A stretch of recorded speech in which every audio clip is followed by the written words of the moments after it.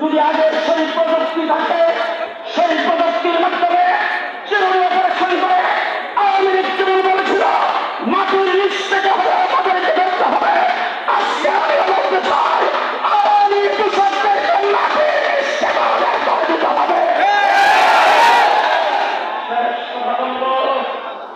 শেষ কথা বলবো, ফাঁসির কাজটা অনেকের জন্য যেখানে ফাঁসি দেওয়া হয় সে জায়গায় দেখে এসেছি, রাতের 12টা 1 মিনিটে সেখানে ফাঁসি দেওয়া হয়।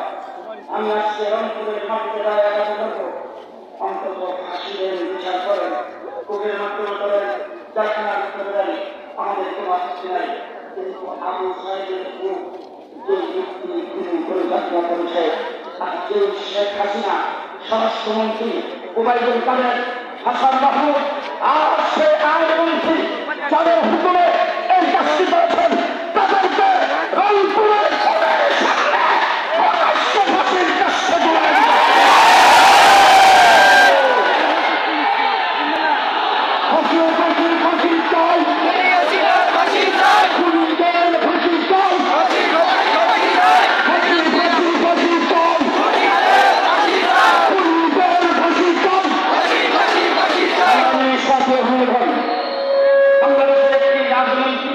বক্তব্যে দুটি শব্দ আমার দৃষ্টিগোচর হয়েছে। আমি একটি রাজনৈতিক দল নাম বলবো না, ওই রাজনৈতিক দলের প্রধান তিনি বক্তৃতায় বলেছেন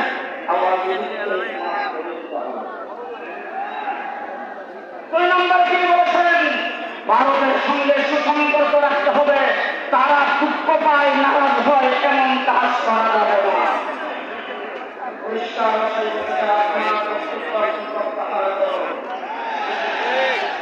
ভাষায় বলতে চাই বাংলাদেশে আওয়ামী লীগের জন্মাত পারে না। জিজ্ঞেস করতে চাই আওয়ামী লীগকে আপনাদের এই আয় 2024-এর 5ই আগস্টের পরে আমি পুরো রাজনীতি আর বাড়ির সালাম দিয়ে কাউকে পারি না। জেলখানার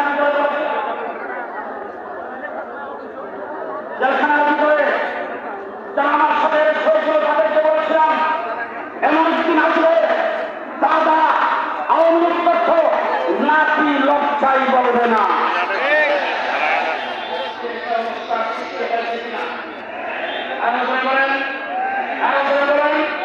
পরিষ্কার ভাষায় বলছি বাংলাদেশ যদি সামনে নির্বাচন হয়, নির্বাচন যদি কোনো বাইরে থাকে নৌকার মধ্যে আছে নৌকাকে